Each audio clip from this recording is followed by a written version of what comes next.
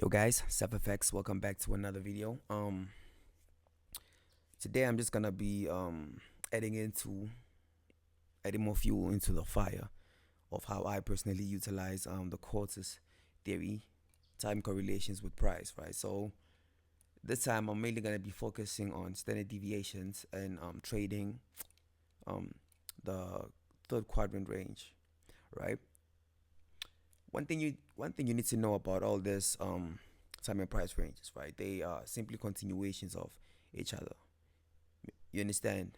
So there's specific characteristics that are unique to each individual one, and there's also specific characteristics that are pretty much present in each and individual one. For example, we've got four quarters within a price range, right? So assuming you've watched the previous video where I'm talking about time and price, right?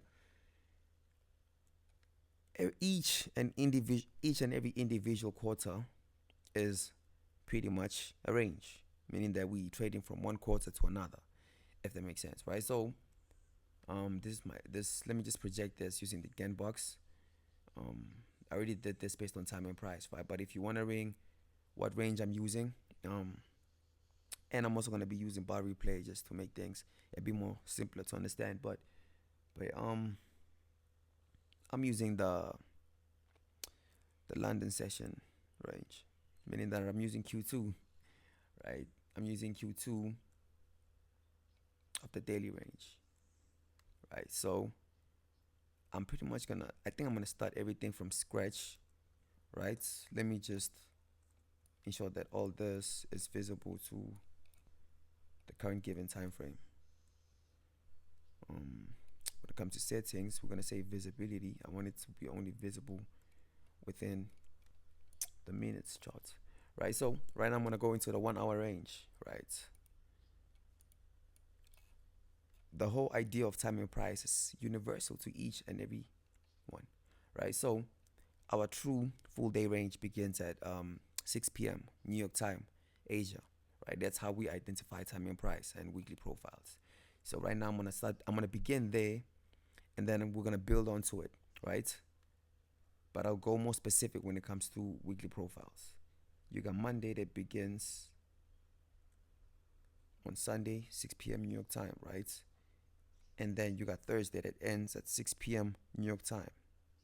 This is your full quarter range, right? Whereby now, using the Gantt box, if I can display my settings, this is how they look. Everything here is off, and then these are the ones that I've selected or I'm using within the range, right? So yeah, just take a screenshot of this and yeah, play around with it. First quarter is accumulation, right? It's Q1. Second one is Q2. Third one is Q3, right? And then the fourth one is Q4, right? So pretty much price is hopping from one PRA or one quarter to another, if that makes sense. For example, right here, during Asia, price sweeps the previous day high, Q1 high, and then dips, right? Right here is the previous day low. It moves higher, goes, and then it sweeps Q1's high, drips lower, if that makes sense. So we would say we're still pretty much bearish, or we're looking to see how price books, right? But yeah, to just remove all confusions, we're going to be focusing on current price or the current day, which is Thursday, right? We divide this into quadrants. All begins at 6, right? Our first quarter is the Asia quarter, right? Our second one, which we're within right now, is the manipulation range, which is London. London will generally be a manipulation, and then the third one is going to be New York. Fourth one is going to be the PM session. You trade that when you're trading features, right? But like for now, we're going to be focusing on the London session. We do not even need any external confirmations for executions. But first thing I'm able to identify within this range is that price is within this order block range, right? So looking to see how that's going to support low prices. Let me scale down into the 15-minute time frame as it loads, right? This mouse is bugging. As it loads, our projections is gonna be from here. Our session ends at 6, which is right there, right? So to make everything make sense right now, right? Within our London range, we have 4 quarters. Accumulation is the first one. Manipulation, distribution. The first quarter begins at midnight. It ends at 1:30. Second one begins at 1:30, ends at 3 o'clock. 3 a.m. Right. The third one begins at 3 a.m. and then ends at 4:30. Right. And then the fourth one ends at 6. Right. So in this case, when you're trading the 4:30 to 6, right, that's the one we kind of like focusing on right for now, right? How do I personally utilize this range, right? There's gonna be a lot of variations, but it's something you learn how to see, right? So I just don't know what, if I'm to be honest, I don't know what's here indication this video is gonna be, because it's all gonna vary based on your experience with ICT concepts, right? So first thing we're able to identify, right? Let me go into like the 5 minutes. That's my golden time frame, to be honest. In a trade within this ranges, within the fourth quarter range, which is this one right here. So we can remove this, right? We can even add a line like this, right? Now here's what we're looking for.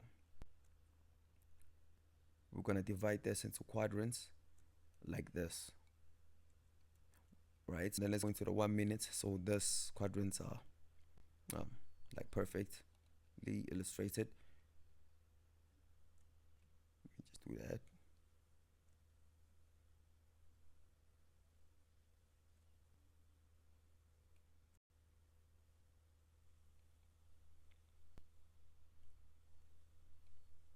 Project this out like this. So for us to go short, we want to see price sweep Q3's high. For us to go long, we want to see price sweep Q3's low, right?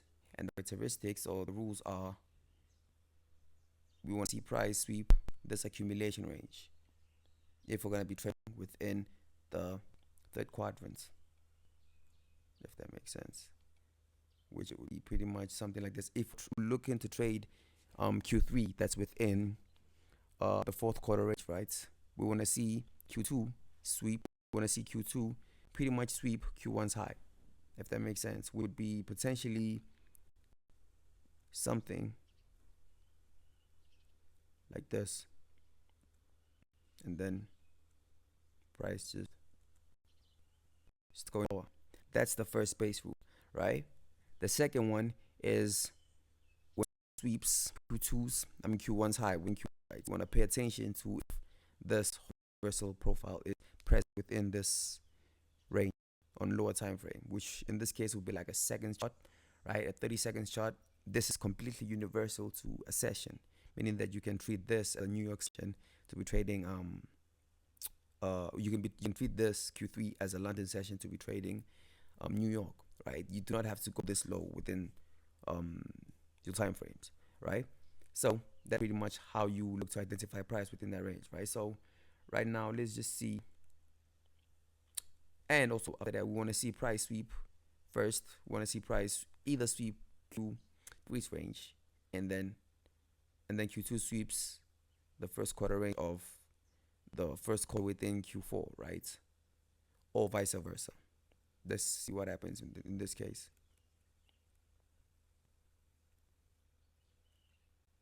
Okay, as you can see right now, right? I'm gonna move this a bit higher like this. As you can see right now, Q1 has swept Q3, the large Q3 range, the green box per se, right? Which is from 3 a.m. all the way to 4:30. Q1 is that high, right? So like now what we're looking for, we're gonna go into a 30 seconds chart. This is usually how far I'm willing to go with my executions, right? Because it still allows me to execute a trade on the 1 minute timing, right? It's just that like variations introduce themselves, especially spread and stuff, depending on your platform or your brokerage, right? So in this case, if we can zoom in like this, if you pay attention, we're currently within the Q2 range, right? And it has swept the Q1 range. Does that make sense?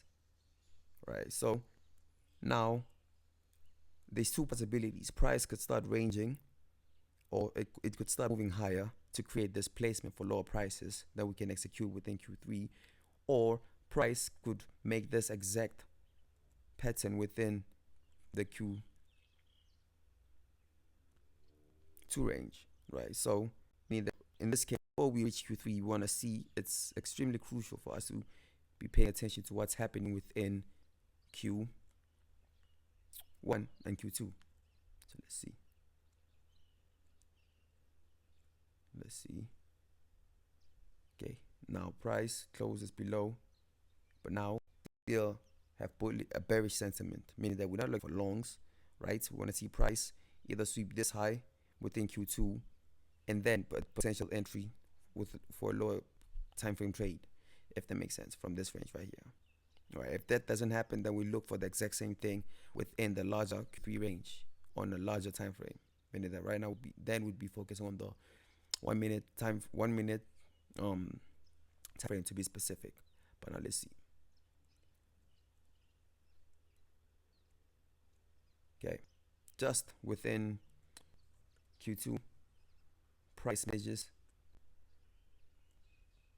to sweep the Q2's Q1 range, if that makes sense. I do not know how to like simplify the descriptions or whatnot, right? But right, in this case, when we have price doing stuff like this, right, we generally want to see displacements, and our high probability entries will always be within the Q3 range of each and every quarter, if that makes sense. So even if it's on a larger time frame, you want to take your trades on the Q3 range. All right, so let's see. Price goes higher, price just right there. So let's see how price works now. Price goes lower. So like right now, right here, we have a shift in market structure, or to be specific, we have a breaker block range. You can highlight this in black like this, right? And then we can make the rotation smaller like this, right? Like this, right? So in this case, we have a gap right here, and we have a potential fair value gap that looks to be forming. So let's just see how this candlestick closes.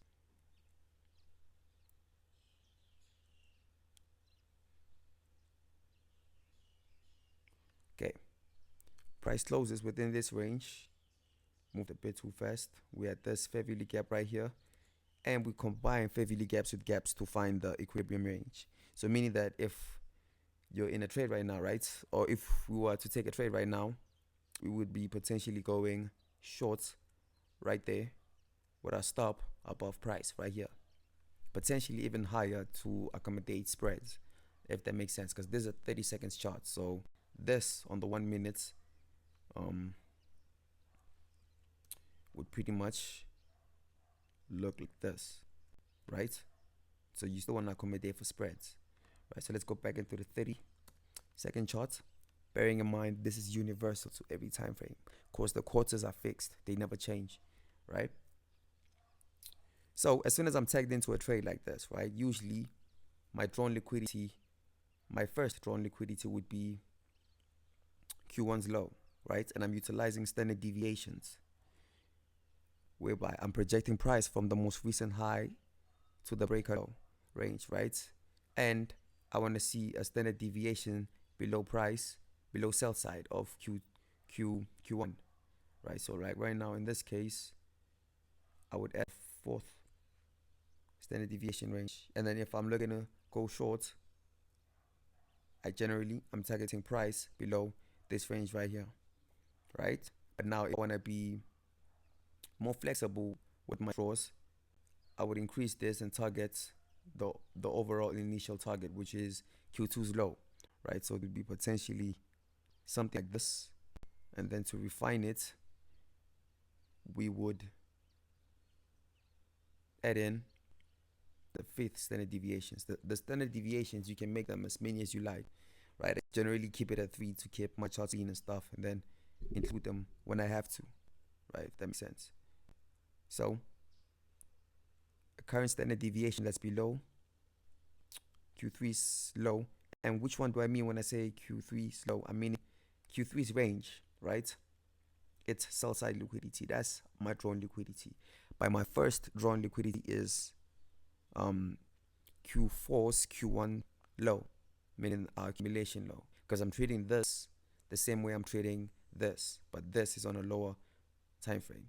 Because usually what you'd see, right, especially since we're heading to the third quadrant, the distribution quadrant, right, price within this, once price reaches here, price could start rejecting higher, you understand, just to tell you in when we're reaching the third quadrants, just to drop again.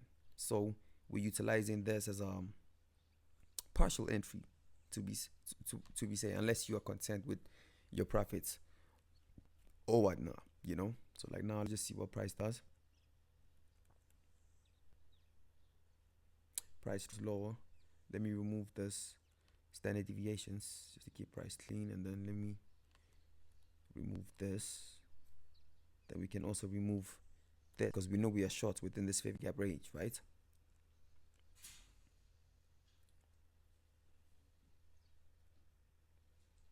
So let's see, price draws lower like this, and while price is drawing low, right, you want to pay attention to what's happening on 1 minute time frame, because it still offers more insights. You want to see if there's any higher time frame period or inefficiencies that price could draw back to.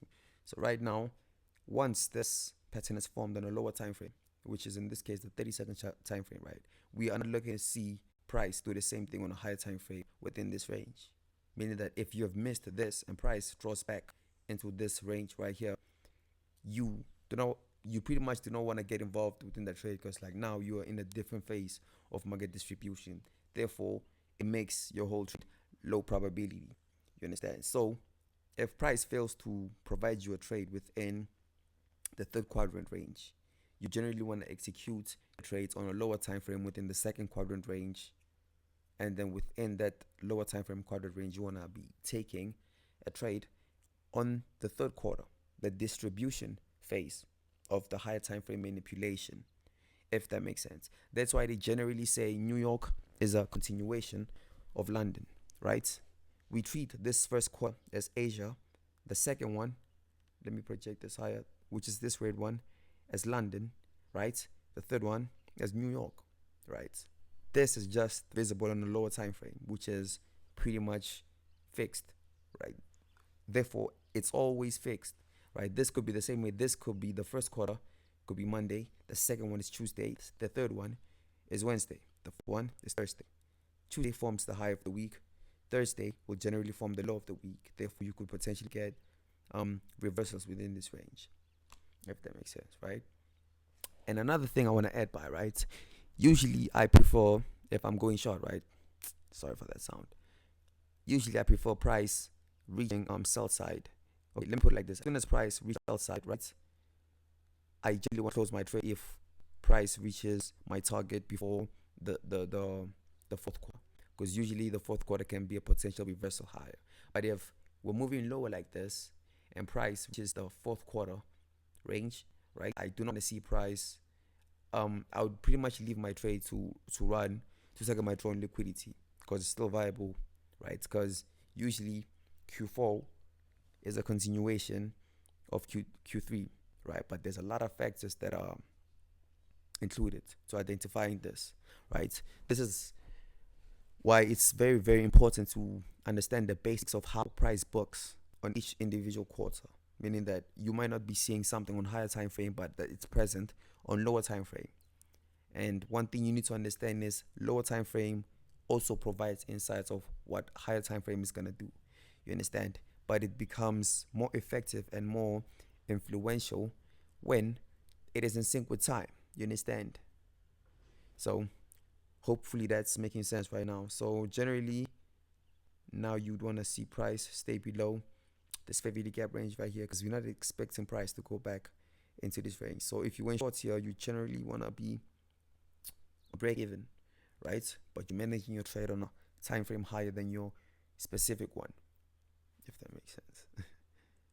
So let's see, price books lower, and as you can see, price reaches the first quarter range before we could reach the third quadrant. This would be me being content. I'd manually close my trade and call it a day, because like now price could be potentially creating a reversal profile, right? A reversal profile for the fourth quadrant. And usually that's also easy to see, because this whole 30-second profile that we utilized to execute our trade, let's go back to the 30-second chart. This one right here, this profile right here, would be most likely visible within this range right here, right? But generally, I'm advising, if you want to do this effectively, you want to avoid going into low time frames like this until you fully understand how this model works. I'm just only utilizing it because it's pretty much there 24/7, and that's kind of like the time frames I prefer trading. It's just that I'm a victim of spreads, you know. But yeah, let's see how price booked. Price starts moving higher, goes back lower. What is it reacting off here? Let's go to the 1 minute time frame. It's reacting off a fair value gap that's in line with an order block, right? Now, how do you know and trust that price is going to react off this level? Personally, I would never taken it. I would never executed the trade, because price is already sweep sell side, right? But if you can pay attention, it's within the third quadrant range, I believe. It's within the, let me just fix this. Then let's go to the 30 seconds charts just to refine our gen bucks. If you can pay attention, price reacts off the higher time frame fair value gap and order block, right? Within the third quadrant range. Within the third quadrant range.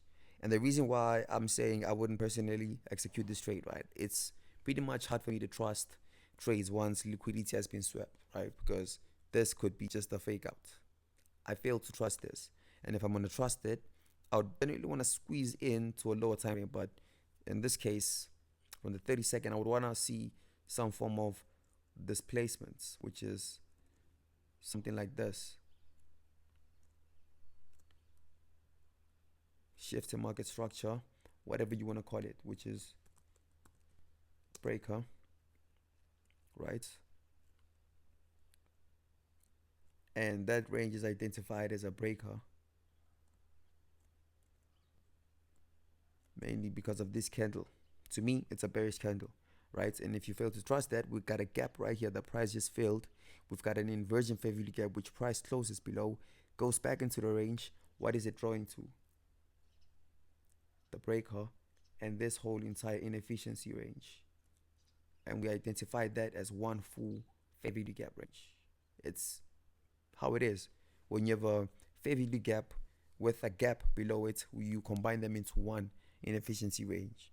That's how you find the specific consequence encroachment level, right? So now let's see how price books. We're within the fourth quarter. Once price reaches this range, or this range within price, usually I want to be out my trade. But if I'm not, I would generally move everything to break even, meaning that if I scaled in here, my trade's on break even, and I want to be risk free, because price can start doing all crazy things, right? And multiple